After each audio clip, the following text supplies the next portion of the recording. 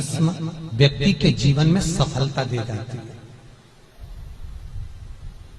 इसको अपनी जिंदगी में लिख कर रखना, 3 जगह की भस्म मनुष्य के जीवन को सफलता देती है।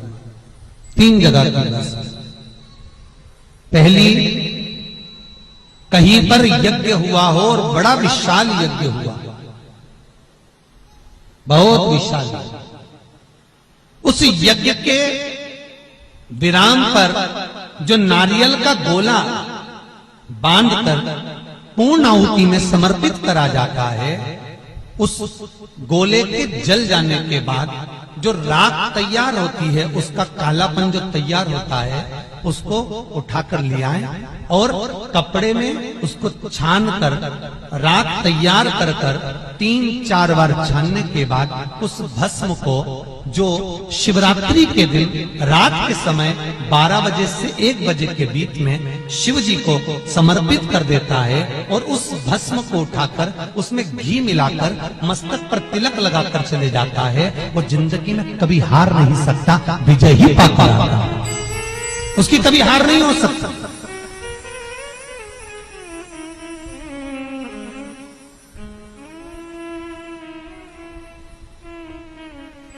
वो कभी हार नहीं सकता। ये जितने राजनेता होते हैं, राजनीति करने वाले, टिकट मिलेगा नहीं मिलेगा, टिकट मिलेगा नहीं मिलेगा, उस मझधार में पड़े रहते हैं। शिव महापुराण की कथा कहती है वो भस्म विजयता को प्रदान करती है। आपको किसी से नहीं करना, किसी के हाथ नहीं जोड़ना, केवल वो भस्म का तिलक लगाकर जिससे आपका काम निकालना है उसके सामने पहुंच जाए, आपको सुख का अनुभव हो जाए, कार्य सिद्ध। तो भस्म इतनी प्रबल होती है। 3 जगह की भस्म। दूसरी भस्म, महाराज प्रदोष के समय पर, प्रदोष काल में,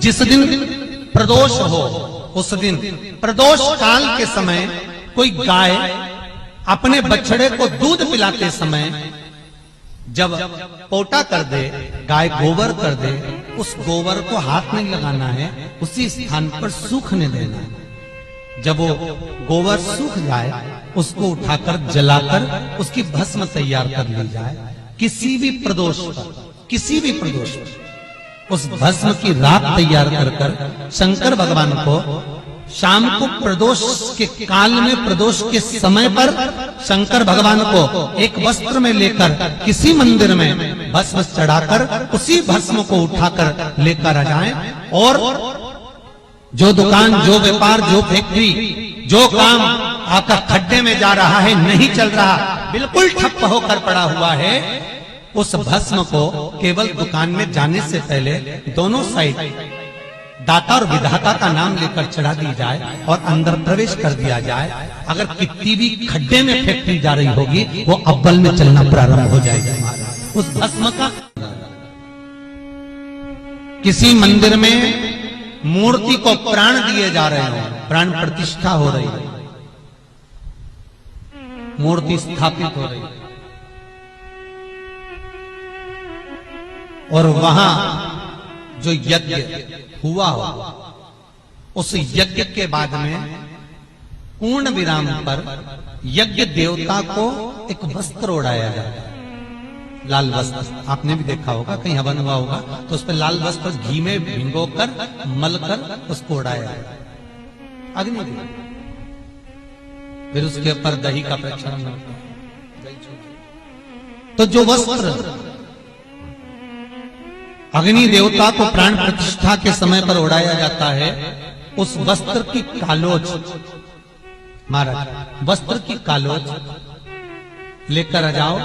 आंवला नवमी के दिन हाथ की अंगुष्ठ भाग और चीटी उंगली, इन दोनों भाग पर वो कालोच लगाकर आंवले के वृक्ष के नीचे आंवला नवमी के दिन अपना पल्लू पसार कर आंवले की जड़ को अपने पल्लू में गिरा लो और आंवला नवमी के दिन ही वो आंवले की जड़ को गुल्लक में, तिजोरी में, बरकत के स्थान पर रख दो। जिंदगी में कभी संपदा कम नहीं हो सकती, संपदा बढ़ती चली जाएगी, संपदा घट नहीं सकती, बढ़ेगी।